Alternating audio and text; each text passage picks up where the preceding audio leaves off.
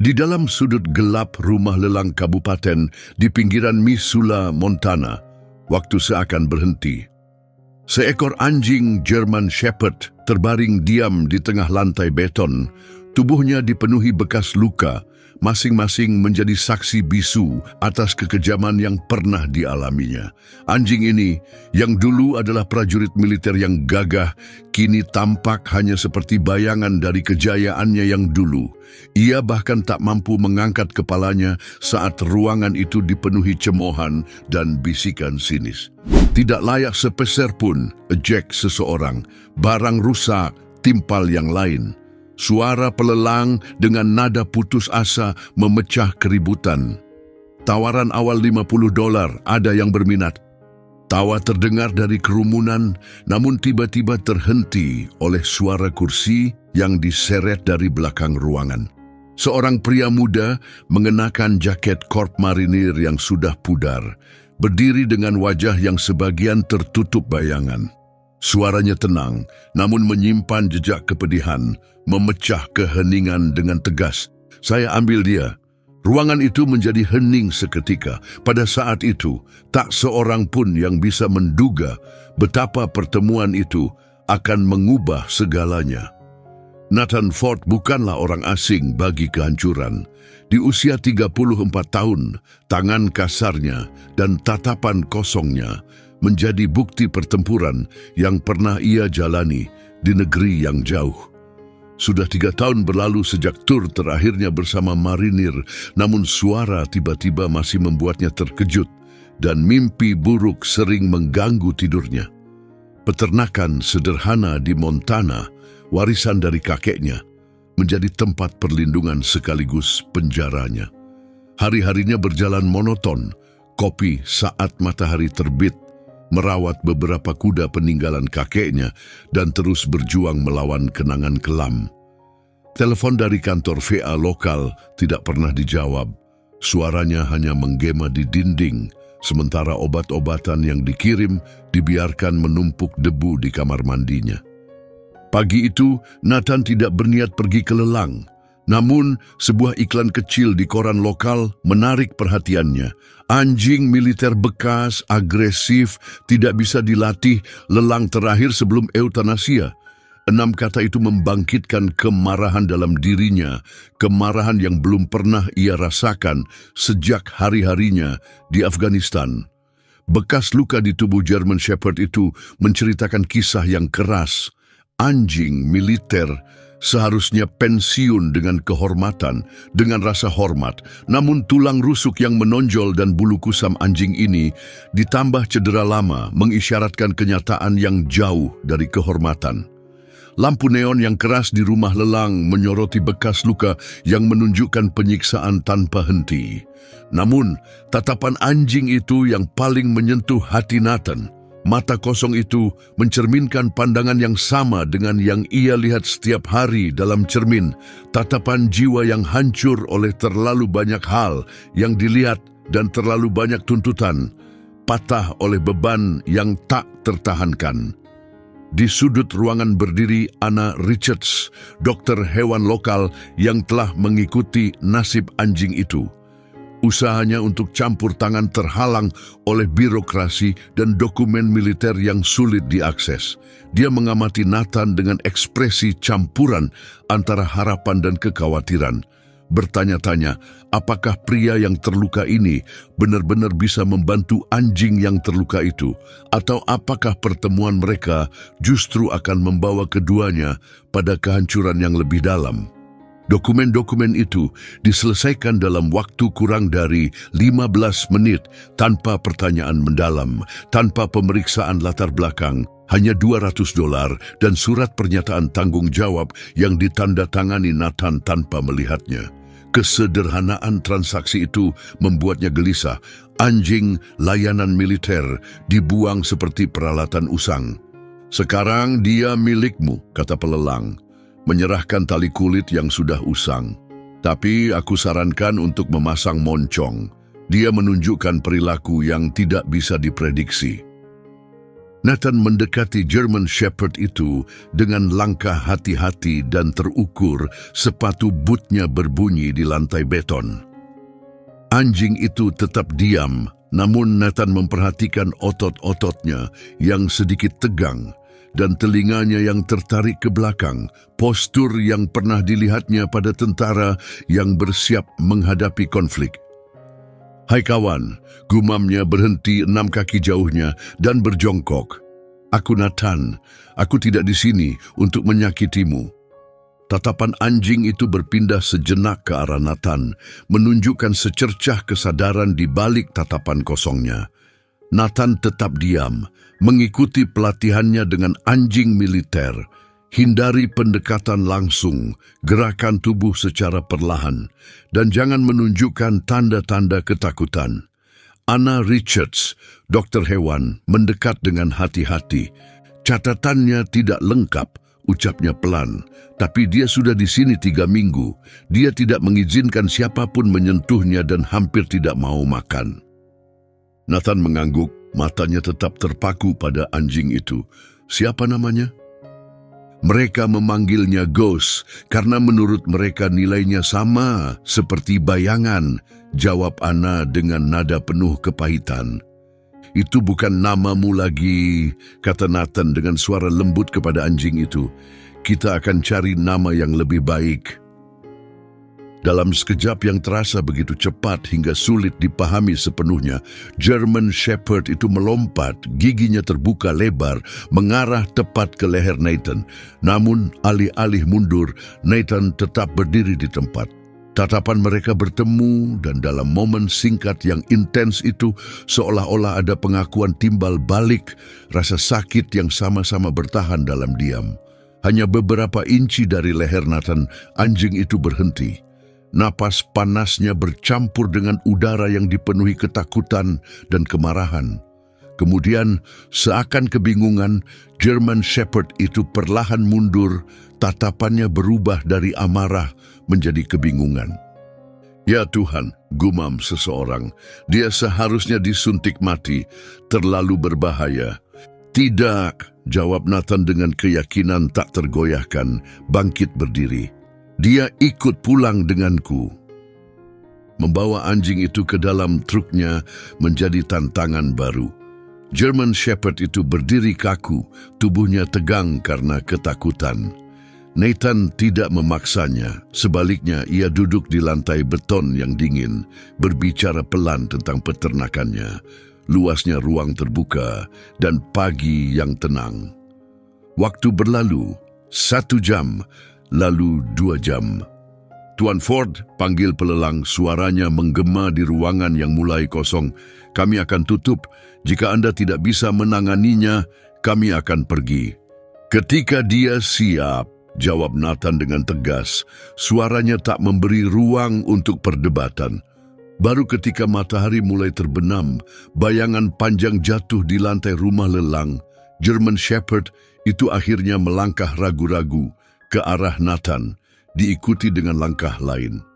Saat mereka mencapai truk, anjing itu berjalan di sampingnya, bukan dengan rasa percaya, tetapi dengan kerelaan yang penuh kehati-hatian. Anna mengamati dari kejauhan saat mereka pergi.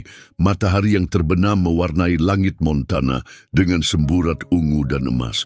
"Semoga berhasil," gumamnya pelan, suaranya mengandung keraguan. Entah ditujukan untuk pria itu atau anjingnya, dia sendiri tidak yakin. Tanpa diketahui oleh Anna dan Nathan saat itu, ini bukan sekadar operasi penyelamatan. Ini adalah awal dari sebuah perjalanan yang akan mengungkap rahasia yang dalam, menantang protokol militer yang sudah mapan, dan menunjukkan bahwa penyembuhan yang mendalam sering kali muncul dari membantu jiwa lain menemukan kembali jalan mereka menuju cahaya. Malam pertama di peternakan terbukti sulit bagi Nathan dan German Shepherd itu. Nathan sudah menyiapkan gudang tua, melengkapinya dengan jerami segar dan air untuk menciptakan tempat perlindungan yang hangat, namun anjing itu berdiri kaku di ambang pintu, gemetar saat menatap gudang itu seolah-olah tempat itu menyimpan ketakutan yang tak terucapkan. "Baiklah," Nathan mengalah dengan suara lembut, "kita lakukan dengan caramu." Mereka menghabiskan malam di luar. Nathan duduk di tangga beranda. Anjing itu tetap menjaga jarak di dekat pagar. Malam berlalu tanpa tidur bagi keduanya. Saat cahaya pertama fajar muncul di atas pegunungan Montana, Nathan menyadari bahwa makanan yang ditinggalkannya masih utuh, tidak tersentuh. Dr. Richards tiba pagi-pagi sekali. Truknya menimbulkan debu di jalan berbatu. "Bagaimana malam pertamanya?" tanyanya. Matanya cepat melirik ke arah mangkuk makanan yang tak tersentuh dan wajah lelah Nathan. "Sedang menyesuaikan diri," jawab Nathan dengan suara serak, setelah menghabiskan malam berbicara pelan kepada anjing yang tetap menjaga jarak. Upaya pemeriksaan medis segera berantakan. Begitu Anna bergerak ke arah tas peralatannya, sikap German Shepherd itu berubah tajam. Bulu-bulunya berdiri tegak, geraman dalam menggema dari dadanya. Dengan setiap langkah yang diambil Anna, anjing itu mundur hingga punggungnya menempel pada pagar. Giginya terlihat dalam seringai defensif, matanya dipenuhi kepanikan yang murni. "Ini bukan agresi karena ketakutan," kata Anna, menjaga jarak dengan hati-hati. "Ini trauma. Apapun yang mereka lakukan padanya pasti melibatkan peralatan medis." Nathan menghabiskan hari itu mencoba menciptakan rutinitas, namun setiap usaha yang dilakukannya disambut dengan gerakan agresif atau sikap menghindar sepenuhnya dari German Shepherd itu. Anjing itu beralih antara gerakan mengancam dan meringkuk di sudut, gemetar tak terkendali. Saat senja tiba, kelelahan dan frustrasi mulai terasa berat bagi Nathan. Anjing itu kini sudah menolak makan selama lebih dari 24 jam, tidak membiarkan siapapun mendekat, dan tidak menunjukkan tanda-tanda perbaikan. Saat itu, telepon Nathan berdering. Itu Anna yang menelepon untuk mengecek keadaan. "Terkadang," katanya pelan, "jika mereka sudah terlalu jauh." "Dia belum terlalu jauh," potong Nathan. Tatapannya terpaku pada Shepherd yang mondar-mandir di tepi pagar. "Dia hanya tersesat seperti aku dulu." Ketika malam tiba dan badai mulai mengumpul di atas pegunungan, ujian sesungguhnya dimulai. Guntur pertama mengguncang German Shepherd itu dalam ketakutan yang murni. Anjing itu menabrak pagar, melukai bahunya, lalu berlari ke ujung properti. Nathan mengejarnya, jaketnya basah kuyup, sepatu bootnya berat oleh lumpur. Siluet anjing itu terlihat samar-samar di antara kilatan petir. Mereka berlari hampir 2 mil sebelum anjing itu terpojok di selokan, tubuhnya gemetar ketakutan. Nathan melihat anjing yang menggigil itu membuat keputusan. Dia duduk di lumpur, hujan mengalir di wajahnya dan mulai berbicara. "Aku mengerti," bisiknya lembut, "ketika guntur terdengar seperti tembakan, ketika setiap bayangan tampak mengancam, ketika kau merasa tidak bisa mempercayai siapapun karena kepercayaan itu dulu berakhir dengan kehilangan." Telinga German Shepherd itu sedikit bergerak. Matanya terpaku pada Nathan. "Tapi kau tidak bisa terus berada di tempat yang penuh rasa sakit itu selamanya. Percayalah, aku sudah mencoba." Waktu berlalu saat badai semakin kencang lalu mereda. Mereka tetap diam hingga cahaya fajar pertama menembus awan. German Shepherd itu mendekat perlahan, langkah demi langkah yang penuh kehati-hatian. Meskipun ia tetap berada di luar jangkauan, sebuah ikatan mulai terbentuk. Bersama-sama mereka berjalan kembali ke peternakan, masing-masing membawa luka mereka sendiri. Penderitaan yang sama menjembatani kesenjangan di antara spesies mereka. Itu bukan pemulihan sepenuhnya, tetapi itu adalah awal. Seminggu kemudian, Anna Richards datang membawa kabar yang akan mengubah segalanya. Dia masuk dengan amplop manila tebal. Wajahnya serius saat duduk di meja dapur Nathan. Mereka sudah merilis catatan dinasnya. katanya, meletakkan dokumen-dokumen yang dipenuhi cap resmi. Nama aslinya adalah Max. Dia bertugas dengan Korps Marinir di Afghanistan di bawah Komando Operasi Khusus. Tangan Nathan bergetar saat meraih dokumen itu. Sementara itu Knight, nama yang diberikan Nathan pada German Shepherd itu karena kebiasaannya berdiri di belakang dengan tenang, mengamati dengan saksama dari tempatnya di dekat pintu. 3 tur tempur, lanjut Anna, dengan banyak penghargaan. Namun ada insiden, catatannya disamarkan, sebagian besar dihitamkan, tapi ada celah, 6 bulan, di mana dia menghilang dari semua catatan resmi. Nathan mengamati dokumen-dokumen itu dengan seksama, ekspresinya mengeras. Catatan pelatihan ini, ujarnya mengetuk bagian tertentu. Lihat waktu pelatihannya, mereka mendorongnya selama 20 jam sehari. Tidak ada anjing yang bisa bertahan dengan itu. Ada lagi, kata Anna, berhenti sejenak sebelum mengeluarkan dokumen lain. Waktu penugasan terakhirnya, itu bertepatan dengan tur terakhirku, gumam Nathan, suaranya merendah. Ia menatap Knight, sementara ingatan membanjiri pikirannya. Dia ada di sana pada hari kami kehilangan tim Baker di Kandahar. Kebenaran yang berat memenuhi ruangan itu. Telinga Knight bergerak, mungkin bereaksi pada kesedihan yang familiar dalam nada suara Nathan. Untuk pertama kalinya anjing itu mendekati meja atas kemauannya sendiri. Seseorang mencoba menghapus keberadaannya, kata Anna pelan. Anjing militer tidak begitu saja muncul di lelang sipil, Nathan. Tidak seperti ini. Tidak dengan sejarah mereka yang disembunyikan. Nathan tiba-tiba berdiri, membuat Knight mundur ke sudutnya. Siapa yang bertanggung jawab atasnya? Siapa komandannya yang terakhir? Anna menggelengkan kepala. Informasi itu sepenuhnya dihitamkan. Tapi aku punya kontak di Pentagon yang mungkin bisa membantu kita secara tidak resmi, tentu saja. Saat mereka berbicara, keduanya tidak menyadari ketidaknyamanan yang semakin meningkat pada Knight. Hanya ketika anjing itu mulai merengek tajam dan menggaruk lehernya dengan gelisah, barulah mereka melihat ke arahnya. Nathan mendekat, suaranya tenang dan menenangkan. Untuk pertama kalinya, Knight tidak mundur. Saat menyibak bulu tebal di leher Knight, jari-jari Nathan menemukan benda logam kecil, sebuah tag yang terlewatkan dan kini sebagian tertanam di kulit. Hubungi klinik, perintahnya pada Anna. Kita harus tahu apa ini. Malam itu, dengan Knight yang dibius ringan, Claire mengeluarkan tag identifikasi militer dari lehernya. Nomor di tag itu sudah memudar, tetapi satu nama masih terlihat jelas, Handler Mayor Richard Sterling. Wajah Nathan pucat. Sterling itu tidak mungkin. Dia dikeluarkan dari dinas karena pelanggaran etika 3 tahun lalu. Kau mengenalnya. Semua orang mengenalnya. Dia yang memimpin program pelatihan intensif. Ada desas-desus tentang metodenya, tapi tidak ada yang pernah terbukti. Nathan menatap Knight yang mulai sadar dari efek obat bius. Saat mata Knight terbuka, pandangannya terkunci dengan Nathan, penuh pengakuan dan ketakutan.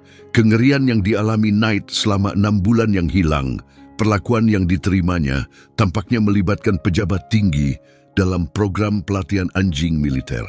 Apa yang akan kau lakukan? Tanya Claire.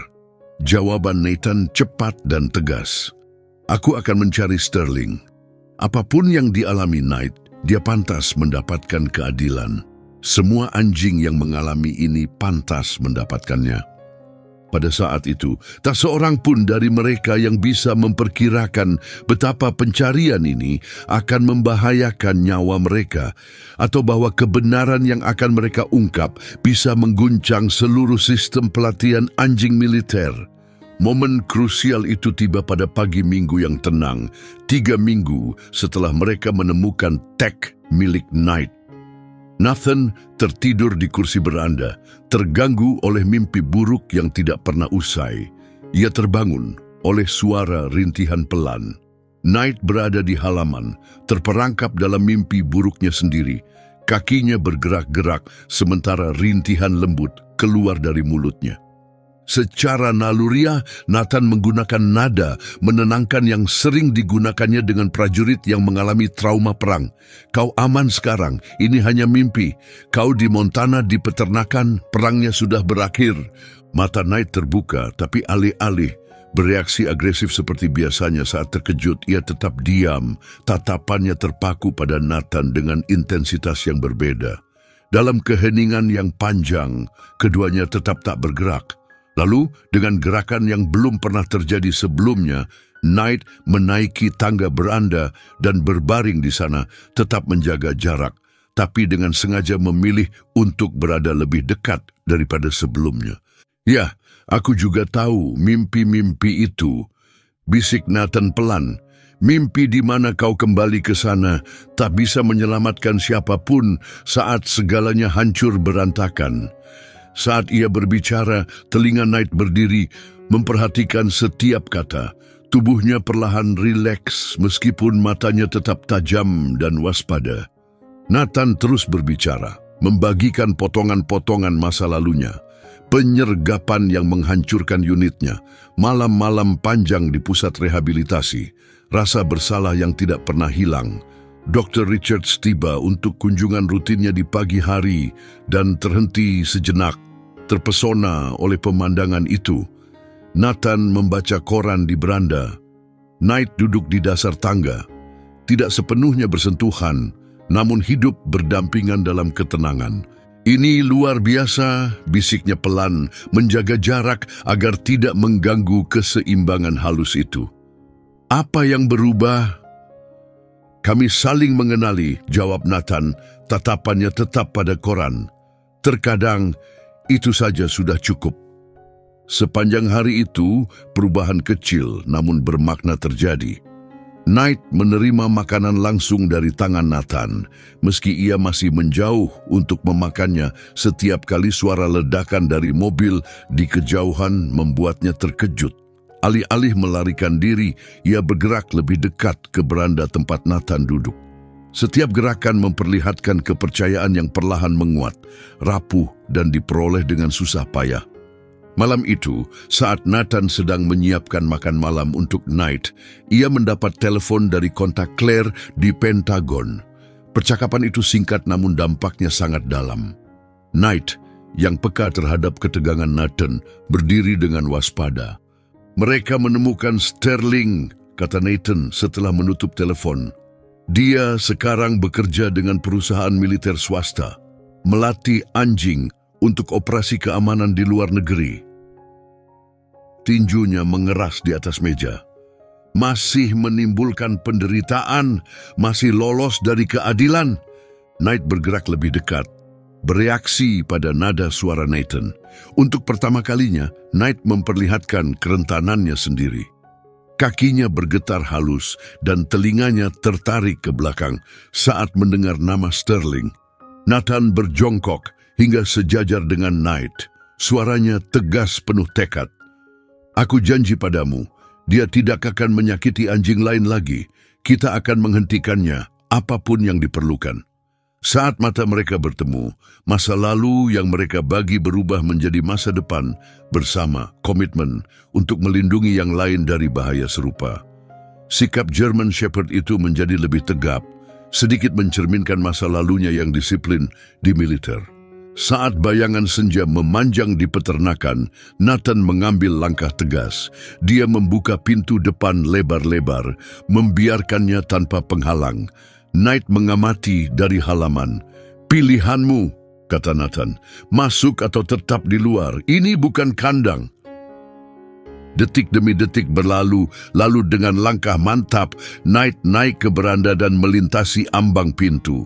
Dia berdiri di dekat pintu keluar, masih waspada, tapi dia telah membuat pilihannya untuk masuk dan memberikan seberkas kepercayaan.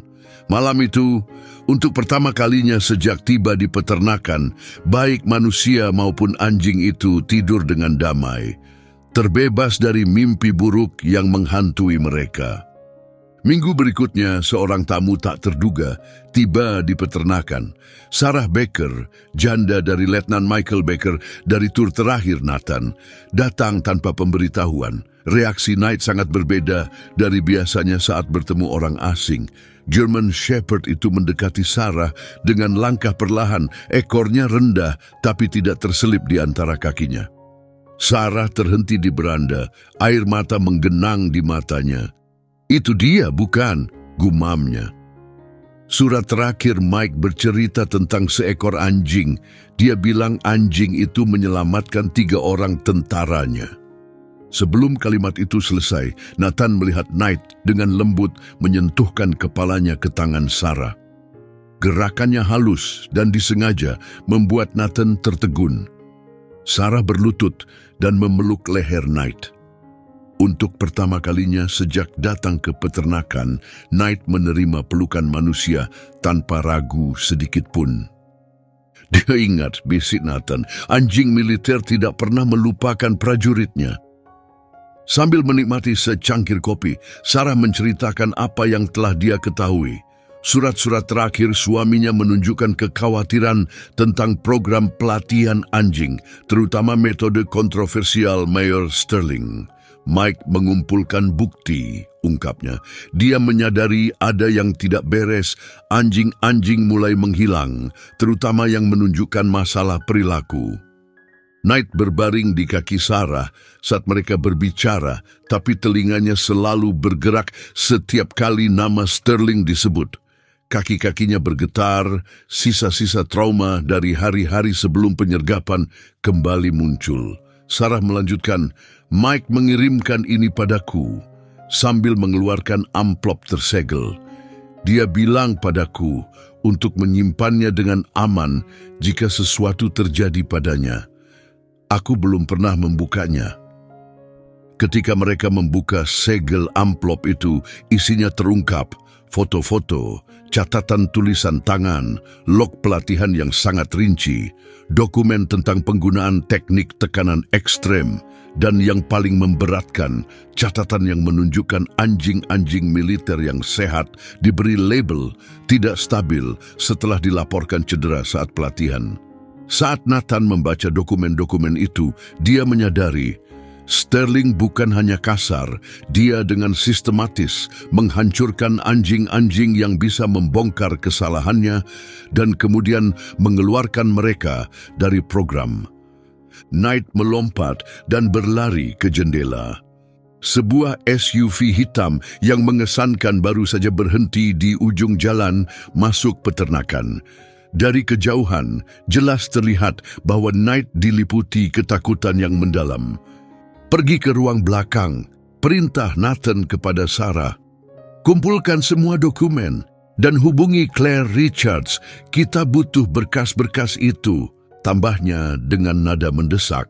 Dari balik kaca, mereka melihat 2 pria berpakaian biasa berjalan menuju rumah. Geraman Knight berubah nada, bukan untuk bertahan, tapi untuk melindungi dengan tegas. Dia berdiri tegap di antara Nathan dan pintu masuk. Naluri militernya muncul dengan kuat. Ketika ketukan akhirnya terdengar di rumah itu, Nathan membuka pintu sedikit. Hati-hati agar bagian dalam tidak terlihat. Para tamu memperkenalkan diri sebagai konsultan keamanan swasta yang mencari anjing militer pensiunan untuk penugasan di luar negeri. "Kami mendengar Anda baru saja mengambil seekor German Shepherd," salah satu dari mereka berkata dengan halus. "Kami siap menawarkan jumlah yang signifikan untuknya." Di belakang Nathan, geraman Knight semakin dalam, menggema dengan rasa takut dan sakit yang telah lama terpendam, namun kini disertai dengan nada perlawanan yang tegas.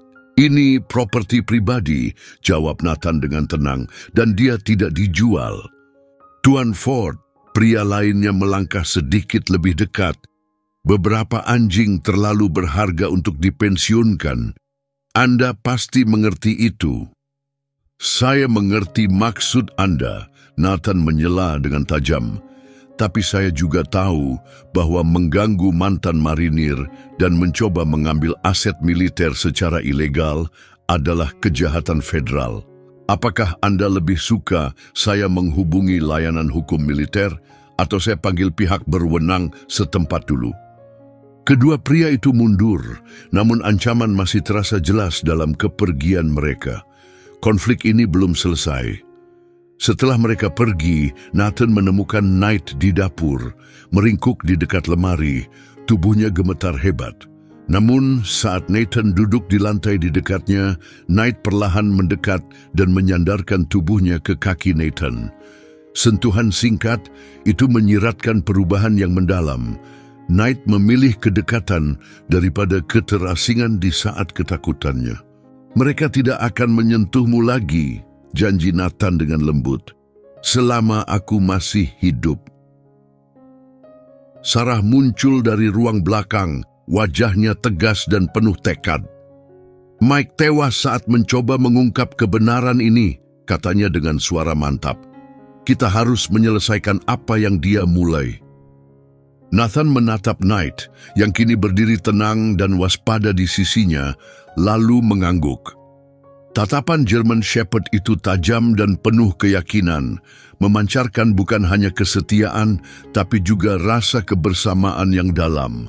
Mereka telah melampaui peran sebagai korban dan penyelamat. Mereka kini benar-benar menjadi satu tim. Knight stood up, his body tensed, every muscle ready for action. His ears were sharply perked, and his eyes never left the agent.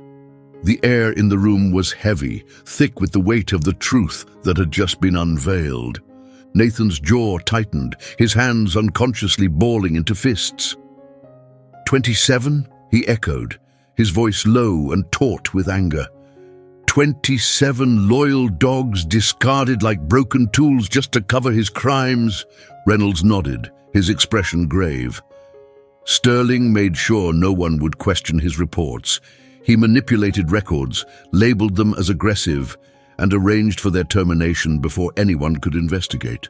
But your dog, he survived, and from what we've gathered, he remembers everything. Knight's eyes narrowed, his body still positioned between Nathan and Reynolds. It was as if he understood every word, his stance a declaration of his will to fight back. We need him, Reynolds continued, his tone shifting to urgency. If we are going to take Sterling down, Knight's testimony, his behavior, his reactions to specific triggers will be crucial. He's the key to exposing everything. Nathan looked down at Knight, the German shepherd who had survived so much, who had fought his way out of darkness. I won't force him into another battle, Nathan said firmly. He's been through enough. Reynolds softened his approach, his voice tinged with respect. I understand, but this isn't just about justice. It's about giving purpose to what he went through and stopping Sterling from hurting more innocents, dogs and soldiers alike. The room fell silent. Knight's eyes flicked to Nathan, a glimmer of understanding in their depths. Then, with a slow, deliberate motion, he stepped forward, standing tall and resolute before Reynolds. His tail held high, his stance firm. It was his decision, and he had made it. Nathan's eyes stung with emotion. He knelt beside Knight, placing a steadying hand on his back. All right, partner, he murmured, his voice raw with emotion. We do this together. I've got your back. Knight leaned into Nathan's touch, his body relaxing just slightly. In that moment, a silent promise passed between them. No more running, no more hiding. They would face this head-on, as a team. Reynolds stood up, his posture straightening with renewed determination. I'll make the necessary arrangements, but be prepared. Sterling won't go down without a fight, and he knows Knight is the only one who can bring him down. Nathan's eyes hardened, his protective instincts flaring. Let him come, he growled. We're ready. As Reynolds left the ranch, the sun was beginning to rise, casting golden hues over the land. Nathan watched from the porch, his hand resting on Knight's head. They tried to break you, he whispered, his voice filled with pride. But they made you stronger. Knight's ears twitched, his gaze focused on the horizon. The past was behind them, but the battle was just beginning. Together they would face whatever came next. Claire menyela dari sudut ruangan. Tag ID yang kita ambil. Reynolds mengangguk. Itu memiliki pelacak GPS. Begitulah cara orang-orang Sterling menemukanmu. Itu juga bisa membuktikan bahwa dia melacak anjing-anjing ini bahkan setelah mereka resmi dipensiunkan, jelas melanggar pedoman militer. Saat percakapan berlangsung, sikap Knight perlahan berubah. Dia mendekat ke Nathan, bukan karena takut, tapi seolah-olah bersiap untuk melindungi. Naluri militernya muncul lagi. Kali ini didorong oleh kesetiaan, bukan paksaan. Sterling punya koneksi kuat, Reynolds memperingatkan. Dia terhubung dengan perwira militer berpangkat tinggi, perusahaan keamanan swasta, bahkan beberapa politisi. Mereka berhasil menghentikan penyelidikan di masa lalu. Kita butuh bukti yang tak terbantahkan. Lalu bagaimana dengan dokumen dari Sarah Baker? Tanya Claire. Itu awal yang bagus, tapi tidak cukup kuat jika berdiri sendiri. Suara letusan keras memecah kesunyian dari luar. Seketika Knight melompat menabrak Nathan dan mendorongnya menjauh dari jendela tepat saat kaca itu meledak, menyebarkan serpihan ke tempat Nathan duduk beberapa detik yang lalu. Reynolds dengan sigap mengeluarkan senjata dan mulai mengamankan area, sementara Claire berlindung di balik meja dapur. Namun, Knight yang benar-benar mengambil alih situasi, bergerak dengan presisi melalui rumah, memeriksa setiap titik masuk dengan cekatan, latihan militernya muncul sepenuhnya. Ketika polisi setempat tiba 20 menit kemudian, mereka menemukan selongsong peluru tersembunyi di antara pepohonan, tembakan peringatan yang dirancang untuk mengancam, bukan melukai. Mereka panik, komentar Reynolds sambil menyimpan senjatanya. Artinya, kita sudah menyentuh sesuatu yang sangat ingin mereka sembunyikan. Malam itu, setelah Reynolds dan Claire pergi, Nathan duduk di beranda dengan Knight di sisinya. German Shepherd itu tetap waspada, sikapnya kini dipenuhi perlindungan yang sengaja. Dia telah berubah dari korban menjadi penjaga yang setia. Kau menyelamatkan hidupku hari ini, bisik Nathan, suaranya penuh rasa syukur. Sama seperti yang kau lakukan untuk para prajurit di Afghanistan. Knight melirik ke arahnya, dan dalam tatapan itu, Nathan menyadari sesuatu yang gagal dihancurkan oleh Sterling. Bukan sekadar alat militer, tapi semangat pejuang yang tak terkalahkan. Besok, ujar Nathan dengan penuh tekad, kita mulai melawan. Mendengar kata-kata itu, sikap Knight menjadi lebih tegap. Tubuhnya merespon keteguhan dalam suara Nathan. Mereka telah melampaui peran sebagai penyintas dan penyelamat. Mereka kini adalah rekan seperjuangan sekali lagi. Kali ini dalam pertempuran yang mereka pilih sendiri. Perubahan sejati mulai tumbuh pada pagi hari setelah insiden itu. Nathan terbangun sebelum fajar dan menemukan Knight berdiri di samping tempat tidurnya, waspada namun tenang. Ada ketajaman baru dalam tatapan German Shepherd itu, seolah-olah peristiwa hari sebelumnya telah membangkitkan semangat yang lama terpendam. Kita harus berlatih, bisik Nathan, bukan dengan cara lama, sesuatu yang berbeda. Saat sarapan, agen Reynolds menelepon dengan peringatan. Perusahaan keamanan Sterling telah mengirim tim ke 3 negara bagian, secara sistematis memeriksa lokasi di mana anjing-anjing ex-militer mereka dipindahkan. 2 anjing lainnya telah dimatikan dengan baik karena masalah perilaku yang diklaim. Dr. Richards tiba menjelang siang, membawa tidak hanya peralatan medis tetapi juga perlengkapan untuk pelatihan. Untuk melindunginya, tegas Claire, dia harus sepenuhnya mempercayai kita dan kita harus sepenuhnya mempercayainya. Strategi pemulihan yang mereka rancang sama sekali berbeda dari metode militer standar. Alih-alih menuntut kepatuhan dari Knight, mereka membiarkannya memimpin prosesnya sendiri. Kepercayaan harus bersifat timbal balik dan sukarela. Mereka mulai dengan pemeriksaan medis sederhana. Percobaan sebelumnya untuk memeriksa luka-luka Knight selalu berakhir dengan reaksi agresif. Namun kali ini, dengan Nathan duduk di sisinya dan menggunakan suara yang tenang dan mantap, Knight membiarkan Claire mendekat. Dia sedikit gemetar, tapi tidak menjauh. Luka fisiknya sembuh dengan baik, ujar Claire sambil dengan lembut memeriksa bekas luka lama. Tapi hati-hati dengan reaksinya terhadap sentuhan tertentu. Mereka melatihnya dengan rasa sakit. Rahang Nathan mengeras, tunjukkan padaku di mana saja. Selama 1 jam berikutnya, Claire menunjukkan bagaimana Knight meringis ketika titik-titik tertentu disentuh. Area di mana kalung listrik pernah dipasang, di mana hukuman berat menyebabkan luka dalam yang sulit sembuh. Setiap kali menemukan bekas luka itu, tekad Nathan semakin kuat untuk menghancurkan program penyiksaan Sterling. Titik balik terjadi pada sesi sore. Alih-alih menggunakan perintah militer yang kaku, Nathan beralih ke percakapan santai.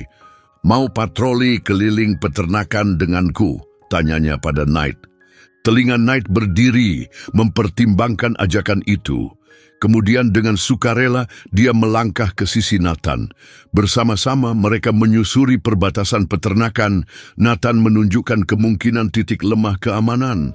Sementara Knight berkontribusi dengan perubahan sikap dan fokus yang halus.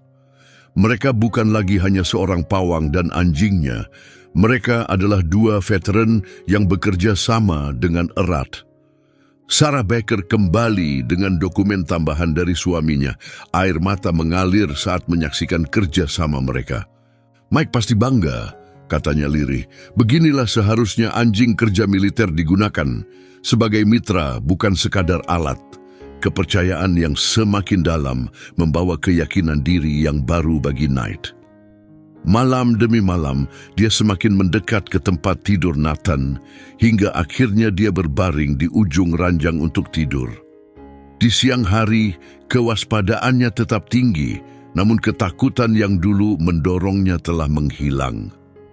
Dia menjaga peternakan bukan karena paksaan, tapi karena dia telah memilih tugas itu dengan kesadaran penuh. Momen penting terjadi saat badai petir sore melanda. Sebelumnya, kondisi seperti itu selalu memicu serangan panik pada Knight. Dengan suara guntur membangkitkan kembali kenangan traumatis dari medan perang. Namun kali ini, saat gema guntur pertama mengalun di atas pegunungan, Knight menyandarkan tubuhnya ke kaki Nathan. "Tidak apa-apa," bisik Nathan lembut. "Kita aman di sini." Knight menatap Nathan, dan untuk pertama kalinya, Nathan melihat kepercayaan penuh dalam mata anjing itu. Knight memilih ketenangan daripada melarikan diri. Itu adalah kemenangan kecil, namun dalam perjalanan penyembuhan trauma, momen seperti itu sangatlah besar. Malam itu, saat mereka duduk santai di beranda sambil menyaksikan badai mulai mereda, Claire datang membawa kabar dari kontaknya di Pentagon. Perusahaan Sterling telah mengatur demonstrasi besar untuk calon klien guna memamerkan teknik pelatihan canggih mereka. "Acara itu dijadwalkan 2 minggu lagi," lapor Claire. "Mereka mengundang pengamat militer, peserta dari sektor swasta, bahkan pembeli internasional." Saat mendengar nama Sterling, telinga Knight menegang, namun tanpa getaran ketakutan seperti sebelumnya. Sebaliknya, dia mendekat ke Nathan, posturnya menunjukkan kesiapan, bukan ketakutan. "Itu kesempatan kita." Nathan menyadari, acara publik berarti akan ada saksi. Jika kita bisa mengungkap tindakan mereka di depan umum.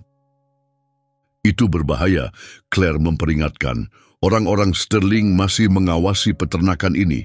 Dia melirik ke arah Knight. "Apakah kamu yakin dia bisa menghadapi mereka?" Seolah mengerti pertanyaan itu, Knight berdiri dan melangkah ke tepi beranda. Dia berdiri tegak, kepalanya terangkat tinggi, gema dari anjing militer yang dulu ia kenal. Tapi kali ini ada kebesaran yang baru. Lahir bukan dari latihan keras, tapi dari pemulihan dirinya. "Dia lebih dari siap," jawab Nathan dengan suara pelan. "Dia memilih untuk bertahan." Malam itu, untuk pertama kalinya sejak tinggal bersama Nathan, Knight menginisiasi kontak fisik dengan meletakkan kepalanya dengan lembut di lutut Nathan. Gerakan sederhana itu memiliki makna yang dalam, sebuah janji kesetiaan dan dukungan yang tidak terucap. Kisah tentang Knight dan Nathan dengan cepat menjadi perbincangan di komunitas kecil Montana.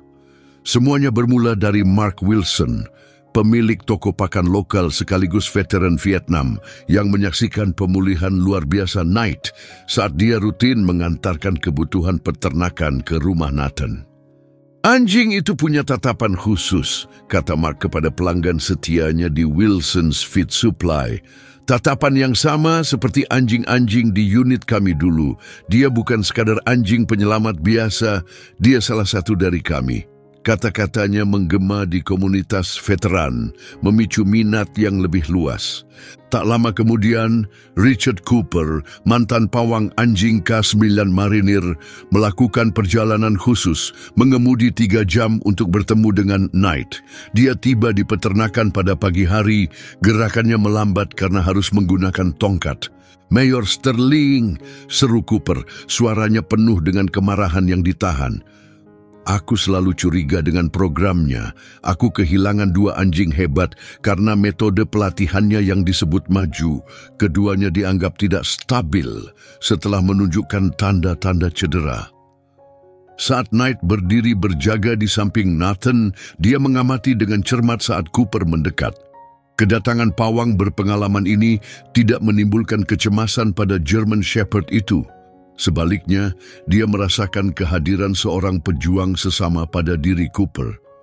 Dr. Richards, yang tiba lebih awal untuk mendokumentasikan pemulihan Knight, mengamati interaksi tersebut dengan rasa takjub. Dia melihat Cooper duduk di samping Knight, berbicara dengan irama khas yang akrab bagi pawang K9 militer. Sikap Knight sangat mengesankan, waspada namun tenang, tanpa menunjukkan reaksi trauma yang pernah mengganggunya. "Dia mengingat pawang yang baik," kata Cooper. "Orang-orang yang menghormati anjing mereka sebagai rekan seperjuangan, bukan sekadar alat." "Sterling mencoba menghancurkan ikatan itu," tambah Cooper, suaranya penuh keteguhan. "Tetapi dia tidak bisa menghapusnya sepenuhnya." Pengunjung berikutnya, Patricia Martinez, datang membawa hadiah istimewa, bukan untuk Nathan, tapi untuk anjingnya, Knight. Putranya pernah bertugas di Afghanistan bersama anjing militer, dan dia memahami pentingnya sahabat seperti itu. Dia datang membawa daging asli sambil berkata tegas, "Pahlawan seperti mereka pantas mendapatkan yang terbaik." Knight menerima hadiah itu dengan anggun. Sikapnya yang sopan menunjukkan kekuatan meski berasal dari masa lalu yang traumatis. Air mata menggenang di mata Patricia saat dia berkata, "Davidku pasti ada di sini sendiri." Namun suaranya meredup, kata-kata yang tak terucap menggantung di udara, harga perang yang terlalu akrab baginya. Keterlibatan komunitas semakin dalam ketika Sheriff Robert Davidson mengunjungi peternakan itu. Dengan pengalaman 20 tahun dalam dinas militer sebelum beralih ke penegakan hukum dan memiliki unit K9 di departemennya, dia paham situasinya. Setelah mendengar kisahnya, dia membuat pernyataan tegas, "Ini berhenti di wilayah kita." Davidson melanjutkan menjanjikan orang-orang Sterling mungkin punya koneksi, tapi mereka tidak kebal terhadap hukum lokal kita. "Kami akan mengatur patroli dan memantau jalan akses ke tempatmu." Sesuai janjinya, para deputi Sheriff Davidson mulai berpatroli di sekitar peternakan Nathan. Mereka sering berhenti untuk mengobrol ramah dengan Nathan dan membiarkan Knight mengendus-endus mobil patroli mereka. Dengan setiap interaksi, Knight tampak semakin percaya diri dan nyaman dengan kehadiran manusia. Sementara itu, para dokter hewan lokal juga turun tangan. Dr. Richards dan rekan-rekannya menawarkan layanan mereka secara gratis, membentuk jaringan klinik aman di mana Knight bisa dirawat tanpa takut gangguan dari Sterling. Anak-anak di komunitas pun ikut membantu. Emma Lewis, putri 9 tahun dari kepala sekolah setempat, tersentuh oleh kisah Knight. Dia memulai kampanye bernama Lindungi Anjing Militer Kita dan mengadakan penjualan kue yang berhasil mengumpulkan lebih dari $2.000 untuk perlengkapan medis dan peningkatan keamanan di peternakan. Ketika Emma dan ayahnya mengunjungi peternakan untuk menyerahkan dana tersebut, semua orang terkejut. Knight yang sebelumnya waspada terhadap anak-anak dengan tenang mendekati Emma dan membiarkan dia mengelusnya dengan lembut. Itu adalah momen penting karena untuk pertama kalinya dia mengizinkan seorang anak menyentuhnya. "Lihat," seru Emma dengan bangga. "Dia tidak menakutkan, dia hanya mengalami banyak hal, dia hanya butuh teman." Dukungan komunitas untuk Nathan dan Knight semakin kokoh pada suatu minggu sore yang cerah ketika Richard Cooper kembali, kali ini bersama selusin veteran lainnya. Mereka berkumpul di lumbung Nathan, membawa alat dan perlengkapan, siap menggunakan pengalaman militer mereka yang luas. Demonstrasi Sterling dijadwalkan 10 hari dari sekarang, kata Cooper sambil membentangkan peta di atas meja kerja. "Kami punya orang yang siap bertindak, tapi prioritas utama kita adalah menjaga Knight tetap aman sampai saat itu." Kelompok veteran itu dengan cepat membagi diri menjadi tim-tim kecil, masing-masing memanfaatkan keahlian khusus mereka. Pakar keamanan bekerja untuk memperkuat batas-batas peternakan, sementara veteran komunikasi memasang sistem pemantauan canggih. Staf medis menyiapkan protokol tanggap darurat. Di tengah kesibukan itu, Knight bergerak di antara kelompok-kelompok tersebut. Sikapnya mulai berubah. Dia tidak lagi tampak seperti anjing yang trauma dari pelelangan. Dikelilingi oleh para pejuang berpengalaman ini, dia mendapatkan kembali postur militernya, bukan karena pelatihan atau ketakutan, tetapi dari rasa kebersamaan dan pengertian yang baru ditemukan. Saat matahari mulai terbenam, para veteran dan Nathan berkumpul di teras. Sarah Baker membawa kalung tanda pengenal mendiang suaminya, yang dengan hati-hati digantung di samping kalung baru Knight, menandai dia dengan jelas sebagai anjing militer yang sebenarnya. Sterling pikir dia bisa menghapus identitas anjing-anjing ini, kata Cooper, matanya tertuju pada Knight yang berdiri berjaga di tangga teras. Tapi dia lupa bahwa semangat pejuang tidak bisa dipatahkan, baik pada manusia maupun anjing. Mereka mungkin terluka, tapi mereka tidak hancur. Tidak ketika masih ada orang yang mengingat arti kesetiaan yang sesungguhnya. Panggilan mendesak dari agen Reynolds datang pada tengah malam, hanya 5 hari sebelum demonstrasi yang direncanakan oleh Sterling. Nathan dan Knight baru saja menyelesaikan pemeriksaan terakhir di sekitar peternakan ketika suara Reynolds yang tegang terdengar di telinga Nathan. "Mereka mempercepat jadwal," kata Reynolds. "Kelompok Sterling mulai bergerak. Kami mendapat informasi bahwa mereka berencana menyerang dalam waktu 24 jam ke depan." Knight, yang sejak tadi waspada mengamati garis pohon, tiba-tiba menegang. Telinganya berdiri tegak, fokus pada sesuatu di kegelapan yang tak terjangkau oleh indera manusia. Dengan sigap Nathan mematikan lampu teras, membiarkan peternakan tenggelam dalam kegelapan. Di kejauhan, 3 SUV hitam muncul di jalan akses, melaju dengan tenang tanpa lampu menyala. Knight mengeluarkan geraman pelan yang terukur, lebih mirip peringatan seorang prajurit daripada sekadar ancaman anjing biasa. "Mereka sudah di sini," bisik Nathan ke telepon. Suaranya tenang tapi tegas. "Setidaknya 6 orang, mungkin lebih banyak." "Polisi lokal sedang dalam perjalanan," balas Reynolds. Suaranya tegang. "Mereka akan sampai dalam 15 menit. Bisakah kamu?" Panggilan tiba-tiba terputus, meninggalkan Nathan menatap ponselnya yang kini tidak memiliki sinyal. Komunikasi telah sengaja diblokir. Di dalam rumah, Sarah Baker bergerak cepat, beralih dengan mulus dari meninjau dokumen ke menghadapi ancaman yang akan datang. Dia mengaktifkan sistem peringatan darurat yang dipasang oleh Richard Cooper, mengirimkan alarm diam-diam kepada setiap veteran yang telah bersumpah untuk membantu melindungi Knight. German Shepherd itu berdiri waspada, tetap fokus pada kendaraan yang mendekat. Perilakunya sangat berbeda dari pertemuan sebelumnya yang penuh ketakutan dengan orang-orang Sterling. Kali ini tidak ada rasa takut, tidak ada gemetar. Sebaliknya, Knight memposisikan dirinya dengan presisi strategis, memanfaatkan bayangan dan perlindungan alami, menunjukkan pelatihan tempur yang tertanam dalam dirinya dari dinas militernya. "Seperti dulu, kawan," bisik Nathan lembut. Suaranya mengandung campuran nostalgia dan keteguhan. Telinga Knight bergerak mengenali suara itu, tubuhnya tegang dan siap. Mereka berdua sudah mengantisipasi momen ini. Konfrontasi langsung tampaknya tak terelakkan sejak awal. Orang pertama yang maju memiliki sikap militer yang terlihat dari caranya mendekati beranda depan. "Tuan Ford," panggilnya dengan nada lembut, mencoba terdengar profesional. "Mari kita selesaikan ini dengan damai. Mayor Sterling hanya ingin hartanya kembali, tidak perlu ada yang terluka." Jawaban Nathan memotong kegelapan, tegas dan penuh tuduhan. "Apakah begitu caramu menyebut 27 anjing yang sudah kamu bunuh, bukti yang berusaha kau hapus?" Saat dia berbicara, sosok lain muncul dari bayangan. Mayor Sterling sendiri memutuskan untuk turun tangan. "Anjing-anjing itu rusak, Ford, tidak stabil.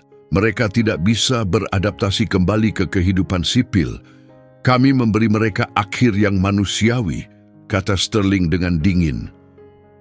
Geraman Knight semakin dalam, namun dia tetap teguh.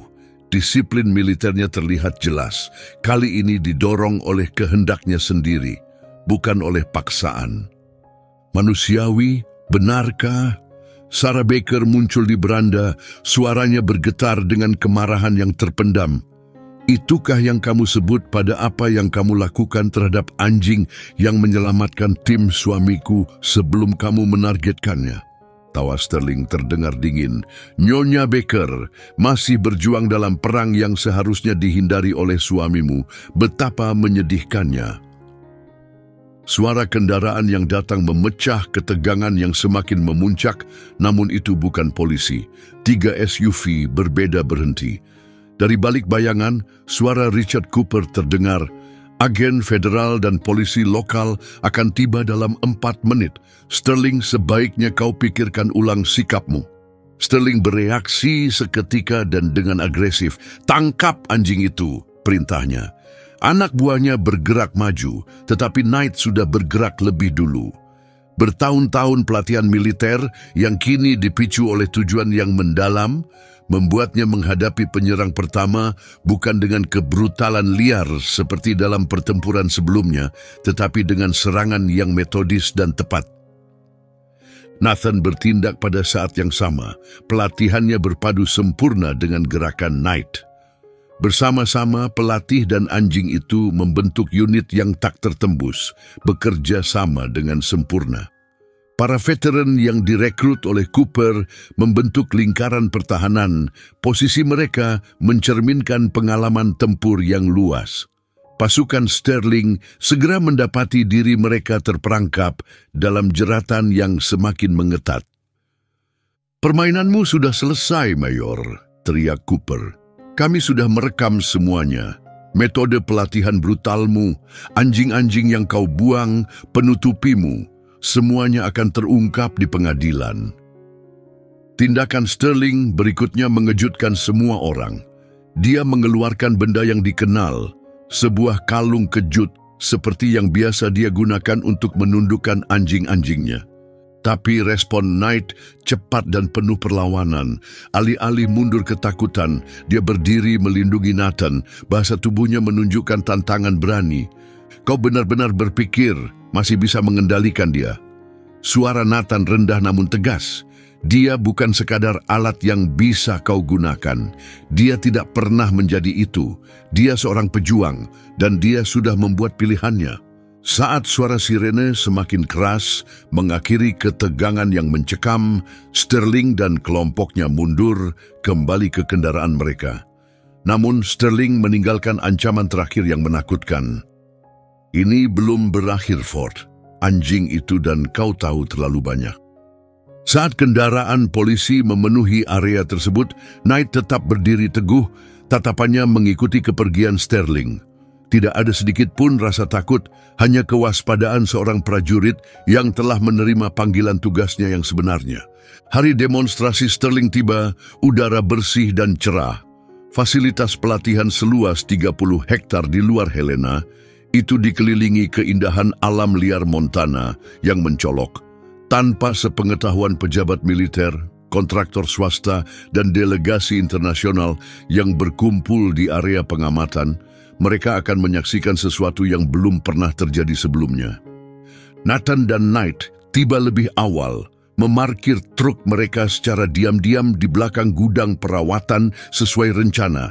Melalui penyelidikannya, agen Reynolds telah mengatur agar mereka bisa masuk, mencantumkan nama Nathan sebagai calon klien. Knight mengenakan rompi taktis baru yang diberikan oleh Richard Cooper, tampak tenang, meski tempat itu membangkitkan banyak kenangan kelam. Ingat, bisik Nathan sambil merapikan dasinya, kita hanya butuh 15 menit. Cukup waktu bagi Sarah untuk menyebarkan bukti dan bagi Reynolds untuk mengidentifikasi tersangka utama.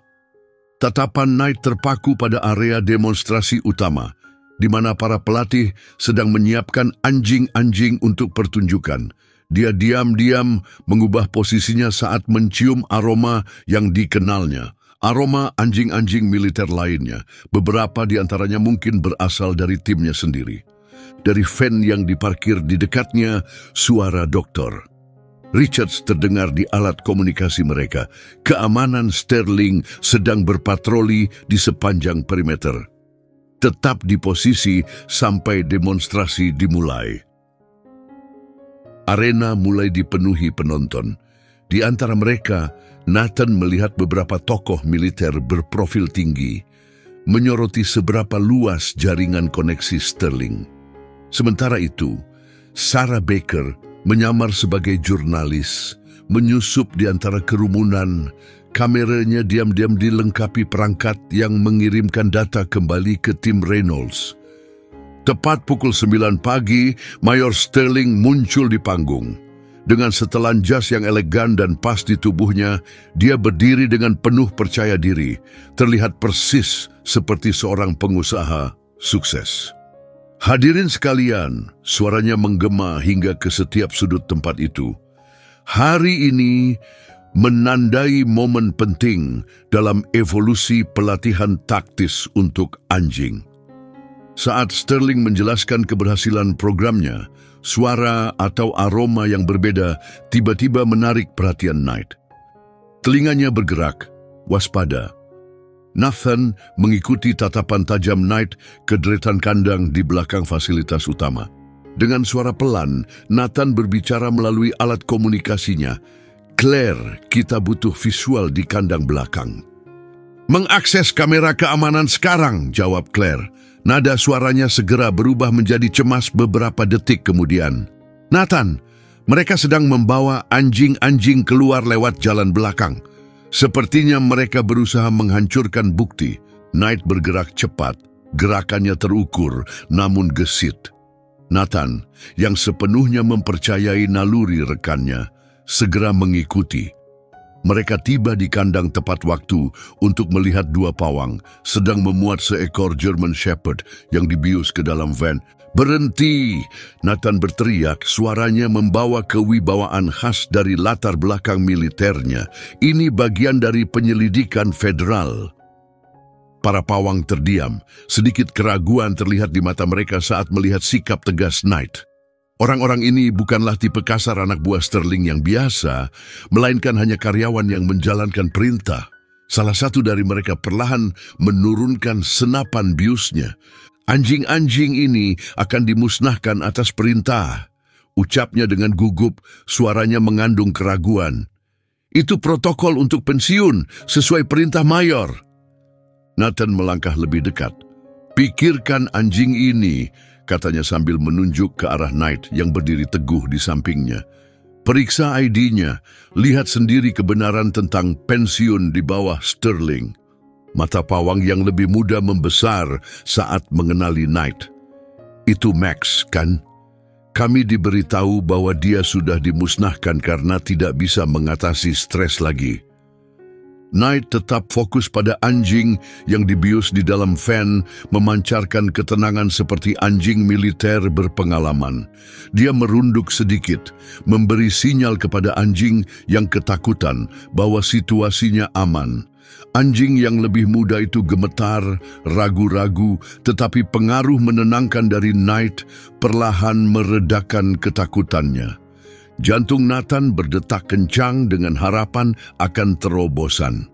"Tenang saja," bisiknya dengan lembut. "Kamu bersama teman di sini?" Anjing yang lebih muda itu perlahan maju, terdorong oleh kehadiran Knight yang kokoh. Tetap tenang, Knight menunggu dengan sabar, memberi waktu pada anjing yang ketakutan untuk merasa aman.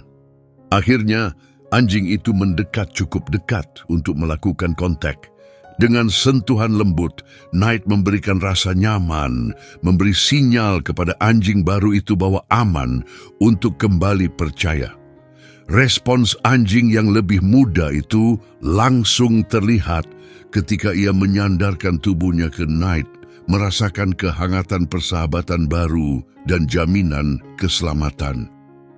Wajah Nathan berseri-seri dengan kekaguman terhadap kemampuan alami rekannya dalam menyembuhkan, bukan hanya melalui disiplin atau keahlian, tetapi dengan empati yang tulus. Itu adalah momen transformasi yang mendalam, memperlihatkan ikatan erat antara anjing dan pelatihnya, serta potensi luar biasa untuk pemulihan dan pengampunan.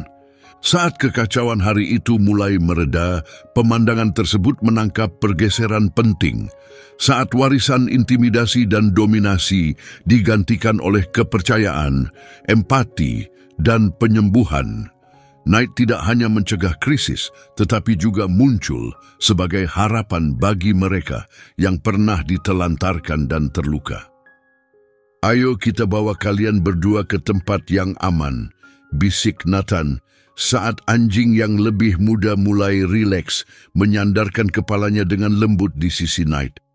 Bersama-sama, mereka menjadi bukti kekuatan ketahanan dan kemungkinan kesempatan kedua.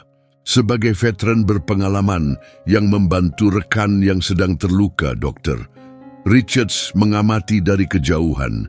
Dia menggunakan pengalaman masa lalunya, jelasnya kepada para pengamat. Dia sangat mengerti apa yang dialami anjing itu. Anjing German Shepherd muda itu masih pusing karena obat penenang, menunjukkan tanda-tanda agresi yang didorong oleh ketakutan. Reaksi yang dulu hampir merenggut nyawa Knight. Namun, Knight tetap tenang, perlahan mendekat dengan gerakan lembut yang menyampaikan rasa aman, bukan ancaman. "Perhatikan baik-baik," kata Nathan kepada para pejabat militer yang berkumpul di sekitarnya. "Inilah potensi dari anjing-anjing ini ketika diperlakukan dengan martabat, bukan dengan dominasi." Momen koneksi terjadi ketika Knight berbaring, menunjukkan kerentanannya sambil tetap menatap anjing yang cemas itu. Gerakan ini adalah tanda kepercayaan yang sangat kontras dengan metode keras yang dipromosikan oleh program pelatihan Sterling. Perlahan-lahan, sikap anjing yang lebih muda itu melunak. Ketakutan yang terpancar di matanya berubah menjadi kebingungan. Dan secara bertahap muncul rasa ingin tahu yang berhati-hati. Knight tetap diam, menawarkan empati mendalam yang hanya bisa diberikan oleh mereka yang pernah mengalami cobaan serupa. Richard Cooper sambil bertumpu pada tongkat berbicara dengan tenang kepada kelompok itu. Dulu kami menyebut ini teman seperjuangan, tentara yang saling mendukung. Anjing-anjing ini tidak melupakan ikatan itu. Sterling hanya menekannya dengan rasa takut dan rasa sakit. Ketika anjing yang lebih muda akhirnya mendekati Knight, interaksi lembut mereka membuat beberapa orang yang melihatnya meneteskan air mata. Knight kemudian membimbingnya ke dokter, Richards dan tim medisnya untuk perawatan, tetap di sisinya saat mereka memulai pengobatan. Agen Reynolds berbicara kepada para pemimpin militer yang berkumpul. Inilah anjing yang disebut Sterling tak dapat diperbaiki, makhluk yang dia hukum karena mengancam untuk mengungkap praktiknya. Seorang jenderal senior maju, suaranya formal. Tuan Ford, ucapnya, tampaknya kami berhutang permintaan maaf dan rasa terima kasih kepada Anda dan anjing luar biasa ini. Sarah Baker, yang dengan teliti merekam kejadian itu, mengambil foto saat Knight kembali ke sisi Nathan. Foto ini kemudian menjadi simbol dari seluruh penyelidikan. Anjing militer yang gagah berdiri tegas di samping rekannya, mewujudkan sifat-sifat mulia yang ingin dihancurkan oleh rencana Sterling. Apa yang terjadi sekarang? Tanya salah satu delegasi internasional yang terlihat terharu oleh pemandangan itu. Nathan melirik Knight yang duduk di sampingnya dengan ketenangan agung yang memancarkan rasa hormat. Sekarang, jawab Nathan, kita bantu yang lainnya.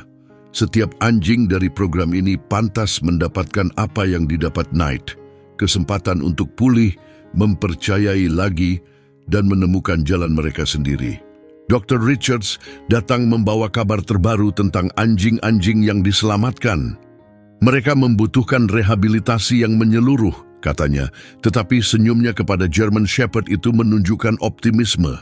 Setelah hari ini, bisa dibilang Knight telah menunjukkan kepada kita model pemulihan yang ideal.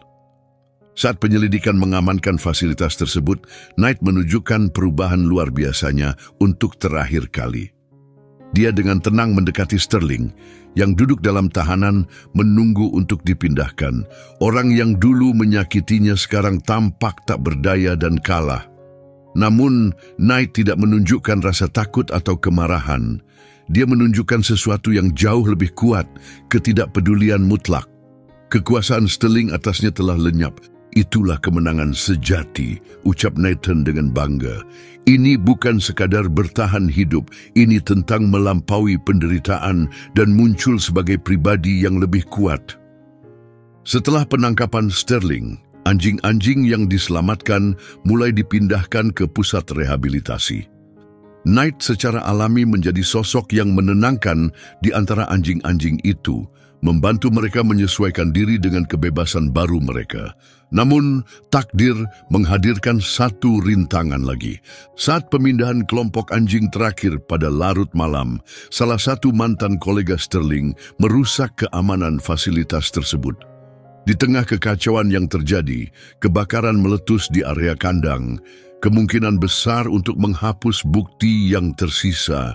Dr. Richards dan timnya bergerak cepat untuk menyelamatkan anjing-anjing itu. Meskipun mereka berusaha keras, dua anak anjing German Shepherd yang masih dalam pengaruh obat penenang terjebak di dalam bangunan yang terbakar. Tanpa ragu sedikit pun, Knight melesat dari sisi Nathan dan menerjang ke dalam kobaran api yang penuh asap tebal. "Knight, kembali!" teriak Nathan, tetapi rekannya sudah lenyap di dalam lautan api. Tim pemadam kebakaran sedang dalam perjalanan, namun api yang berkobar dahsyat menunjukkan bahwa bantuan mungkin tidak akan datang tepat waktu. Di dalam kandang yang hangus, Knight menemukan anjing-anjing yang masih dalam pengaruh obat penenang. Dengan mengandalkan pelatihan militernya yang luas, ia membangunkan mereka dan membimbing mereka menuju pintu keluar. Tepat saat mereka hampir mencapai tempat aman, balok yang terbakar jatuh, memisahkan Knight dari dua anak anjing German Shepherd itu. Kedua anjing tersebut berhasil melarikan diri dan jatuh ke pelukan para penyelamat yang sudah menunggu, sementara Knight tertinggal, terkurung dalam asap yang semakin pekat. Di tengah kobaran api, Nathan sempat melihat bayangan Knight putus asa mencari jalan keluar lain, tak gentar dengan situasi yang semakin memburuk. Dia tidak akan berhasil keluar, seru seseorang dengan cemas. Atapnya akan runtuh. Diliputi kekhawatiran, Nathan hendak menerjang masuk sendiri, tetapi Richard Cooper menahannya. "Tunggu," kata sang pelatih berpengalaman dengan tegas. Pandangannya tertuju pada api yang berkobar, menunjukkan kecerdasan dan pelatihan yang membuatnya menjadi anjing militer yang luar biasa. Knight menemukan titik lemah di dinding belakang kandang. Dengan tekad kuat, ia menggunakan tubuhnya untuk menghantam titik itu berulang kali, hingga struktur yang melemah akhirnya pecah, membuka jalan keluar menuju kebebasan. Saat Knight muncul dari bangunan yang terbakar, bulunya hangus dan napasnya terengah-engah. Dia terjatuh beberapa meter dari bangunan itu, tepat beberapa detik sebelum seluruh struktur runtuh di belakangnya. Dr. Richards segera bertindak, memberikan perawatan darurat saat Knight terbaring dalam kondisi kritis. "Kerusakan akibat menghirup asap sangat parah," katanya sambil berusaha menstabilkan kondisinya. "Dia juga mengalami luka bakar di sisi kirinya. Kita harus membawanya ke fasilitas perawatan segera." Saat mereka bergegas membawa Knight ke rumah sakit hewan darurat, Nathan menggendong kepala rekannya di pangkuannya, membisikkan kata-kata penyemangat. "Jangan pernah menyerah," bisiknya lembut. "Kita sudah terlalu jauh berjuang bersama." Meski kesakitan, mata Knight tetap terpaku pada Nathan, memancarkan kesetiaan mendalam yang menjadi ciri khas kemitraan mereka. German Shepherd itu telah mengorbankan dirinya untuk mencegah anjing lain mengalami penderitaan yang sama seperti yang pernah ia alami, dan kini nyawanya berada di ujung tanduk. Ruang tunggu di klinik hewan itu menjadi tempat berjaga saat Knight berjuang untuk hidupnya. Nathan duduk terpaku, sikap militernya yang biasanya tenang berubah menjadi ketegangan karena rasa kehilangan yang mengancam. Tangannya masih terbalut bekas luka bakar, gemetar saat pandangannya tak lepas dari pintu ruang gawat darurat. Dr. Richards sesekali keluar untuk memberikan kabar terbaru, suaranya tetap profesional namun penuh kelembutan. "Dia berjuang keras," katanya. 24 jam ke depan sangatlah krusial. Paru-parunya rusak parah akibat asap dan luka bakarnya cukup luas, tetapi dia mendapatkan perawatan terbaik yang bisa kami berikan. Sarah Baker datang, membawa bendera layanan lama milik Letnan Baker. Tanpa berkata-kata, dia menyampirkan bendera itu di pundak Nathan. Tindakan itu menyentuh sesuatu yang dalam di dalam dirinya. Dan untuk pertama kalinya sejak kembali dari medan perang, Nathan Ford menangis tanpa menahan diri. "Aku mengecewakannya," gumam Nathan, suaranya berat oleh kesedihan. "Sama seperti aku mengecewakan timku di Afghanistan. Seharusnya aku mencegahnya masuk ke dalam bangunan itu." Richard Cooper, yang tetap tinggal di klinik, meletakkan tangan kokohnya di bahu Nathan. "Kamu salah," kata Sunny dengan lembut. "Knight memilih jalannya sendiri, sama seperti prajurit lain yang berkorban demi rekan-rekannya. Kamu tidak mengecewakannya, kamu malah mengembalikan tujuan hidupnya." Sepanjang malam, para veteran berdatangan ke klinik. Mereka membawa kopi dan makanan yang tetap tidak tersentuh, namun yang lebih penting, mereka membawa pemahaman yang hening tentang apa artinya melihat seorang saudara bertarung demi hidupnya. Menjelang pagi, Dokter, Richards menemukan Nathan sendirian, memandang melalui jendela observasi. Knight terbaring tak bergerak, terhubung dengan berbagai monitor. Tubuh kuatnya tampak rapuh di bawah peralatan medis. "Kamu tahu," bisiknya dengan lembut, "saat pertama kali kamu membawanya ke sini, aku ragu kalian berdua bisa melewati trauma yang kalian bawa. Tapi melihat bagaimana kalian saling menyembuhkan, bagaimana kalian saling memberi alasan untuk terus bertarung, Ia berhenti sejenak, meletakkan tangannya di lengan Nathan. Anjing itu tidak hanya berjuang untuk hidupnya di sana, dia berjuang untuk kembali padamu. Saat matahari mulai terbit, kondisi Knight tiba-tiba memburuk, tanda-tanda vitalnya mulai melemah dan tim darurat bergegas menstabilkannya. Dari balik kaca, Nathan menyaksikan dengan perasaan tak berdaya saat mereka berjuang menyelamatkan nyawa rekannya. Kenangan membanjiri pikirannya, langkah-langkah awal Knight yang ragu-ragu menuju kepercayaan, malam-malam tenang mereka di peternakan, dan bagaimana mereka saling membantu menghidupkan kembali jiwa pejuang mereka. Gagasan kehilangan Knight sekarang, setelah semua yang telah mereka lalui, terasa sangat menyakitkan. "Tolong," gumam Nathan menekan tangannya ke kaca. "Aku tidak bisa melakukannya tanpa kamu, sobat. Kita ditakdirkan untuk sembuh bersama, ingat?" Respon dari komunitas Montana mengubah klinik hewan sederhana itu menjadi pusat dukungan dan semangat yang ramai. Mark Wilson yang menjalankan toko pakan lokal mengatur jadwal agar selalu ada yang berjaga di klinik untuk Knight dan Nathan. Dr. Richards bekerja sama dengan spesialis hewan dari seluruh negara bagian, merumuskan strategi perawatan inovatif untuk mengatasi kerusakan parah pada paru-paru Knight akibat asap. Ketika biaya peralatan medis canggih mulai meningkat, komunitas setempat pun bangkit dengan luar biasa.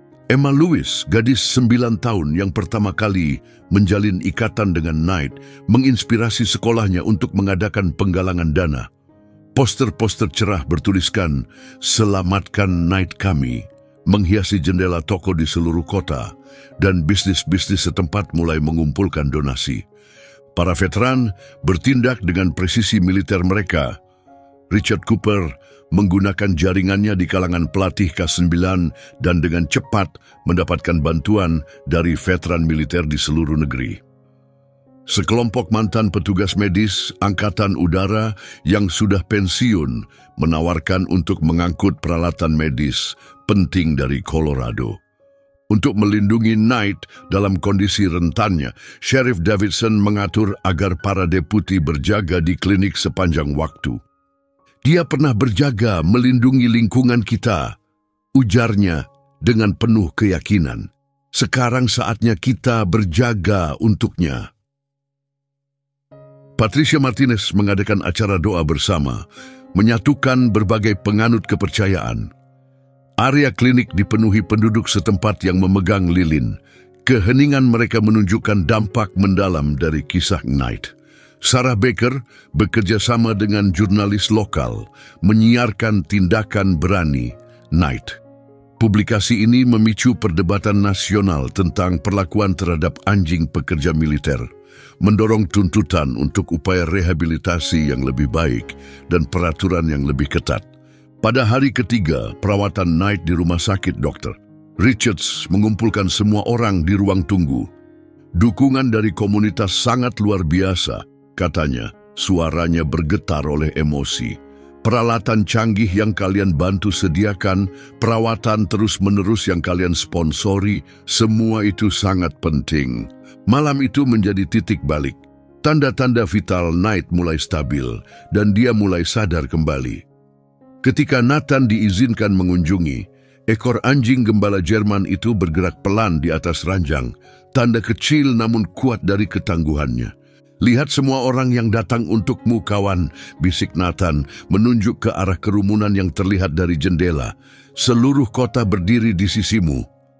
Air mata menggenang di mata Claire Richards saat dia menyaksikan pertemuan penuh kasih itu. "Ini bukan sekadar pemulihan seekor anjing," katanya kepada orang-orang yang berkumpul. "Ini menunjukkan bahwa ketika komunitas bersatu, ketika kita mendukung mereka yang telah melayani kita, kesembuhan luar biasa dapat terjadi. Perjalanan menuju pemulihan akan panjang, tetapi Knight tidak akan menghadapinya sendirian. Komunitas yang bersatu mendukungnya, dan Nathan telah menunjukkan kebenaran mendalam bahwa ikatan yang terjalin dalam kesulitan dapat memperkuat tidak hanya individu, tetapi juga seluruh komunitas. Saat Knight terus pulih di klinik hewan, Agen Reynolds tiba dengan dokumen militer rahasia yang akan mengubah jalannya peristiwa. Dokumen ini baru saja dibuka sebagai bagian dari penyelidikan terhadap program Sterling dan mengungkapkan seluruh kisah tentang misi terakhir Knight di medan perang. Dokumen ini sengaja disembunyikan, kata Reynolds sambil membentangkan kertas-kertas itu di depan Nathan. Ini mengungkap mengapa Sterling sangat ingin membungkam Knight sebagai saksi. Operasi itu terjadi di Provinsi Kandahar selama penugasan terakhirmu, Nathan. Knight bersama tim Letnan Baker dalam misi pengintaian penting. Dia menjelaskan detail-detail yang mengarah pada penyergapan dan sejauh mana tindakan Knight selama baku tembak. Agen Reynolds menegaskan pengabaian terang-terangan Sterling terhadap nyawa manusia dan hewan demi kepentingan pribadinya sangat mengerikan. Kita harus memperbaiki kekurangan ini, bukan hanya dalam metode pelatihan tetapi juga dalam pengawasan program militer yang melibatkan anjing pekerja. Sidang ditutup dengan tuntutan kuat untuk perubahan dalam program anjing pekerja militer, berjanji bahwa tidak ada anjing lain yang akan mengalami apa yang dialami Knight.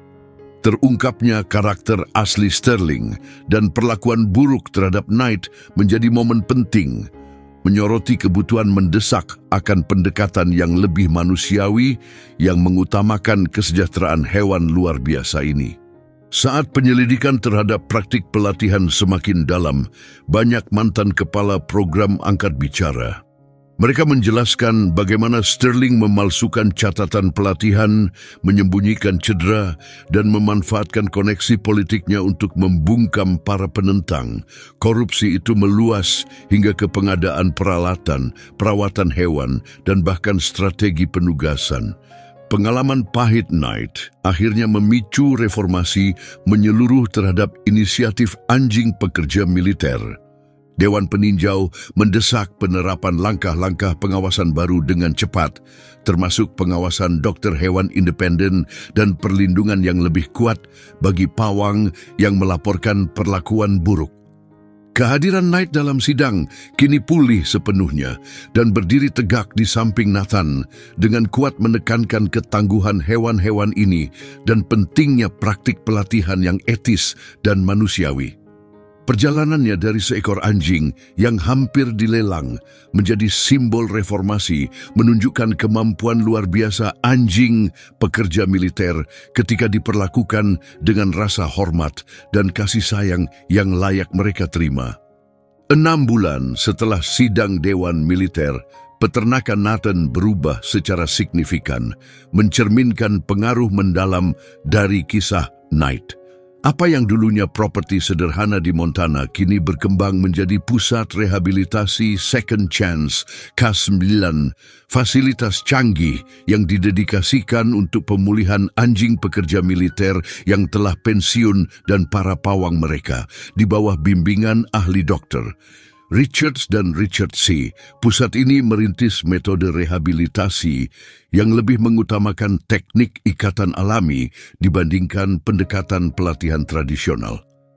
Knight memainkan peran penting dalam lingkungan baru ini, menunjukkan naluri luar biasa dalam membantu anjing-anjing yang trauma akibat perang beradaptasi dengan kehidupan sipil. Kisah sukses pertama di fasilitas ini adalah Scout, seekor Belgian Malinois yang hampir dihukum mati karena stres berat akibat pertempuran. Interaksi lembut dan penuh kesabaran dari Knight membantu membentuk model rehabilitasi baru yang menggabungkan presisi militer dengan dorongan lembut. Dalam waktu 3 bulan saja, Scout menjalin ikatan yang dalam dengan seorang marinir pensiunan yang juga berjuang melawan PTSD, bersama-sama menandai tonggak penting dalam proses penyembuhan mereka. Pendekatan unik Nathan terhadap rehabilitasi sangat dipengaruhi oleh pengalamannya dengan Knight. Anjing-anjing ini tidak perlu dilatih ulang, katanya kepada sekelompok dokter hewan militer yang mengunjungi fasilitas tersebut. Mereka perlu mengingat kembali diri mereka sebelum trauma naluri yang mendefinisikan mereka, kesetiaan, perlindungan, persahabatan, masih ada. Tugas kita adalah membantu mereka mempercayai naluri itu sekali lagi. Saat kisah sukses di pusat ini semakin banyak, reputasinya menyebar di kalangan militer. Para perwira senior mulai merujuk kasus-kasus tersulit mereka ke pusat rehabilitasi Second Chance K9 di Montana. Menyadari bahwa metode konvensional sering kali tidak cukup dalam menangani luka emosional yang kompleks pada anjing-anjing berlatar belakang pertempuran. Efektivitas program ini tidak terbantahkan. Dengan lebih dari 90% anjing yang lulus berhasil berintegrasi kembali ke kehidupan sipil. Sarah Baker mengambil peran sebagai koordinator penyuluhan di pusat tersebut, memanfaatkan kritik suaminya terhadap metode pelatihan konvensional untuk menginformasikan dan menyempurnakan protokol rehabilitasi baru. Dia menjelaskan kepada pejabat militer tentang keyakinan akan ikatan alami antara pawang dan anjing mereka. Apa yang kami capai di sini membuktikan bahwa dia benar, jelasnya. Transformasi Knight sangat mencolok. Anjing yang dulunya trauma kini berjalan di fasilitas dengan penuh percaya diri, menyambut anjing-anjing baru dan pawang mereka dengan campuran kewibawaan dan kebaikan yang langsung menenangkan mereka.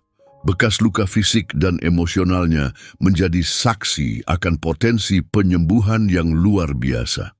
Dr. Richards dengan teliti mencatat interaksi Knight, mengamati pendekatannya yang disesuaikan dengan kebutuhan masing-masing anjing. Dia membuktikan apa yang sudah lama kami curigai, lapornya kepada Dewan Dokter Hewan Militer. Anjing-anjing ini memiliki kecerdasan emosional yang seringkali terpendam oleh pelatihan tradisional. Dengan membiarkan mereka menggunakan kemampuan bawaan ini, kami menyaksikan kesuksesan rehabilitasi yang belum pernah terjadi sebelumnya. Prestasi Pusat Rehabilitasi Second Chance K9 memicu reformasi besar dalam program anjing pekerja militer di seluruh negeri. Dipengaruhi langsung oleh wawasan yang diperoleh dari kasus Knight, Departemen Pertahanan mengeluarkan pedoman baru yang komprehensif mencakup pelatihan, penugasan, dan masa pensiun dalam karier anjing pekerja militer. Reformasi ini kemudian dikenal sebagai Protokol Knight dalam lingkup militer. Protokol ini mewajibkan pengawasan independen untuk semua fasilitas pelatihan dan memperkenalkan evaluasi psikologis wajib bagi anjing yang dilakukan oleh ahli perilaku hewan yang terlatih dalam mendeteksi tanda-tanda trauma atau kekerasan. Yang paling penting, protokol ini menetapkan rencana pensiun formal untuk anjing dinas, menjamin perawatan medis yang memadai dan pilihan penempatan setelah masa dinas berakhir, memastikan transisi yang layak dan mendukung kehidupan sipil. Sidang Kongres mengenai kesejahteraan anjing pekerja militer berakhir dengan disahkannya Undang-Undang Perlindungan Anjing Pekerja Militer. Undang-undang ini menjamin pendanaan khusus untuk perawatan pasca dinas bagi anjing-anjing ini dan melarang penggunaan teknik pelatihan keras. Selain itu, diterapkan sistem pelacakan komprehensif untuk semua anjing pekerja militer guna mencegah hilangnya anjing dalam sistem seperti yang dialami Knight. Dampak perubahan ini sangat signifikan tidak hanya pada kebijakan tetapi juga pada praktik di pusat pelatihan militer utama yang memperbarui protokol mereka dengan mengintegrasikan metode dari program Second Chance. Pelatihan kini lebih mengutamakan kepercayaan dan pemahaman dibandingkan dominasi, selaras dengan semangat kemitraan antara pawang dan anjing mereka. Penyesuaian ini menghasilkan tingkat keberhasilan pelatihan yang lebih tinggi dan penurunan signifikan dalam cedera pawang serta jumlah anjing yang gagal menyelesaikan program. Organisasi militer di seluruh dunia memperhatikan kemajuan ini. Tim dari berbagai negara sekutu mengunjungi fasilitas di Montana untuk mengamati teknik rehabilitasi inovatifnya. Kisah Knight, seekor anjing militer, menginspirasi perubahan dalam program anjing pekerja di seluruh dunia, memicu reformasi luas dalam cara pelatihan dan perawatan anjing militer. Secara ekonomi, perbaikan ini juga memberikan manfaat besar. Komitmen militer terhadap pelatihan yang tepat dan perawatan pensiun yang komprehensif bagi anjing-anjing ini mengurangi biaya keseluruhan dengan memperpanjang masa kerja mereka dan menurunkan tingkat pergantian anjing. Efektivitas anjing yang direhabilitasi dalam peran sipil, seperti dalam kepolisian dan terapi, menegaskan kontribusi mereka yang berkelanjutan bagi masyarakat. Artikel ilmiah Dr. Richards tentang metode rehabilitasi yang digunakan pada Knight diterbitkan di Jurnal Kedokteran Hewan terkemuka, menetapkan standar baru dalam perawatan trauma akibat pertempuran pada anjing pekerja. Penelitiannya menekankan pentingnya merawat kesehatan fisik dan mental anjing militer secara menyeluruh. Paling penting, reformasi ini mengubah pandangan militer terhadap anggota kaninnya. Anjing pekerja tidak lagi dipandang sekadar sebagai alat, tetapi diakui sebagai anggota dinas yang berharga dan layak mendapatkan penghormatan serta perawatan menyeluruh sepanjang hidup mereka. Perspektif baru ini menghasilkan program pelatihan yang lebih baik bagi pawang dengan fokus pada penguatan ikatan antara mitra manusia dan kanin. Kesaksian menyentuh dari Knight dan Nathan di hadapan komite militer menggarisbawahi kebutuhan akan perubahan ini. Kemitraan mereka menggambarkan bagaimana dukungan yang tepat dan pemahaman dalam pelatihan dapat merevolusi hubungan antara pawang dan anjing, menghasilkan tim yang lebih efektif dan harmonis. 2 tahun setelah dibukanya pusat rehabilitasi Second Chance Ki-9, warisan Nathan dan Knight dampaknya telah menyebar jauh melampaui peternakan mereka di Montana. Pada pagi musim gugur yang sejuk, Nathan dan Knight menyaksikan sekelompok veteran dan anjing mereka yang baru tiba untuk rehabilitasi. Fasilitas tersebut berkembang dengan bijaksana, tetap mempertahankan suasana hangat dan personal sambil memperluas kapasitas untuk menampung lebih banyak pasangan yang membutuhkan. Meskipun gudang asli telah diubah menjadi pusat pelatihan canggih, tempat favorit Knight tetap di sudut tenang di mana perjalanannya membangun kepercayaan dengan Nathan dimulai. Pendekatan yang mereka kembangkan disebut metode Knightford yang berfokus pada penyembuhan simultan antara pawang dan anjing. Para ahli medis militer mencatat penurunan signifikan dalam gejala PTSD pada veteran yang berpartisipasi, sementara penelitian kedokteran hewan menunjukkan kesuksesan luar biasa dalam menyembuhkan anjing militer yang mengalami trauma. Knight yang kini berubah namun tetap mempertahankan sikap militer yang anggun, menjadi simbol ketangguhan. Kemampuannya dalam menyambut anjing baru menunjukkan kebijaksanaan yang melampaui pelatihan konvensional. Para veteran sering memperhatikan bahwa Knight tampaknya secara naluriah memahami perjuangan mereka, memberikan dukungan diam-diam di saat-saat pemulihan yang paling sulit. Partisipasi berkelanjutan Sarah Baker memastikan bahwa warisan suaminya terus hidup melalui program ini. Perpustakaan pusat tersebut, dinamai untuk mengenang Letnan Baker, berisi banyak materi tentang perawatan dan rehabilitasi anjing pekerja militer. Karyanya yang lebih awal dalam program ini menjadi bukti pentingnya kewaspadaan dan integritas moral. Sementara itu, klinik hewan Dr. Richards menjadi pilar utama pusat tersebut, fokus pada kebutuhan kesehatan khusus bagi anjing pekerja militer yang telah pensiun. Penelitiannya yang dikembangkan dari kasus Knight menetapkan standar baru dalam perawatan trauma akibat pertempuran pada hewan dinas, mendapatkan pengakuan internasional di bidang kedokteran hewan. Knight's Run tahunan, sebuah pertemuan para pawang militer, veteran dan anjing mereka, berkembang menjadi perayaan penyembuhan dan harapan. Peserta dari seluruh penjuru negeri berkumpul untuk berbagi kisah dan memperkuat ikatan dalam komunitas mereka yang unik. Suatu pagi, saat berjalan mengelilingi area pusat, Nathan dan Knight bertemu dengan seorang veteran muda yang kesulitan dengan anjing terapi barunya. Secara naluriah, Knight mendekati mereka dengan kesabaran empatik yang menjadi ciri khasnya.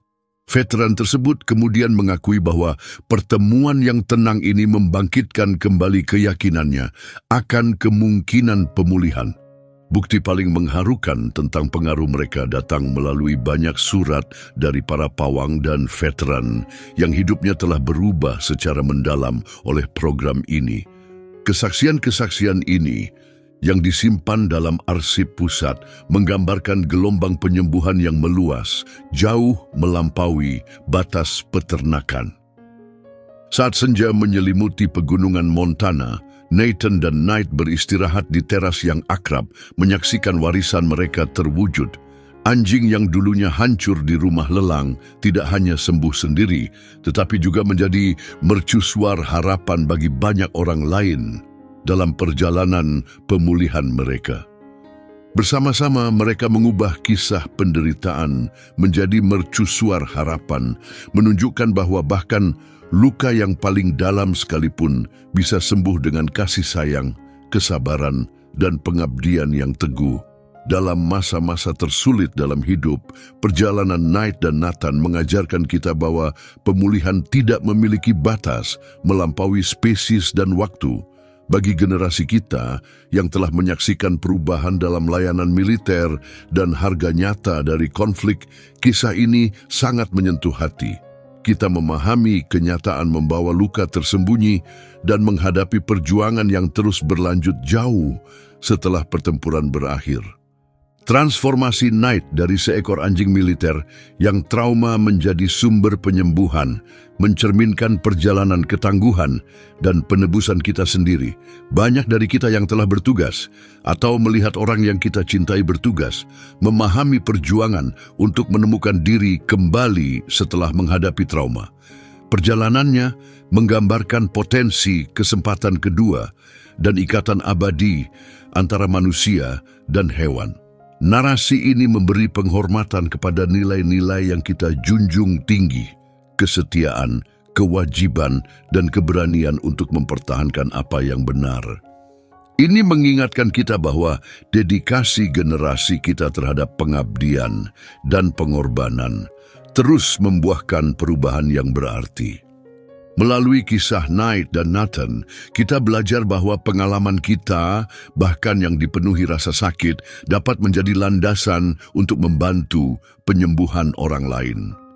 Warisan mereka menunjukkan bahwa tidak pernah ada kata terlambat untuk mempengaruhi perubahan, menemukan tujuan baru, atau memulai lagi. Dalam kisah mereka, kita melihat potensi kita sendiri untuk bangkit kembali dan peran penting empati serta pemahaman dalam menyembuhkan luka terdalam kita. Semoga kisah hari ini menginspirasi Anda.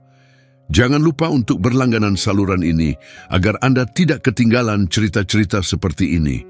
Jika Anda menikmatinya, berikan tanda suka dan bagikan pendapat Anda di kolom komentar di bawah. Sampai jumpa di video berikutnya.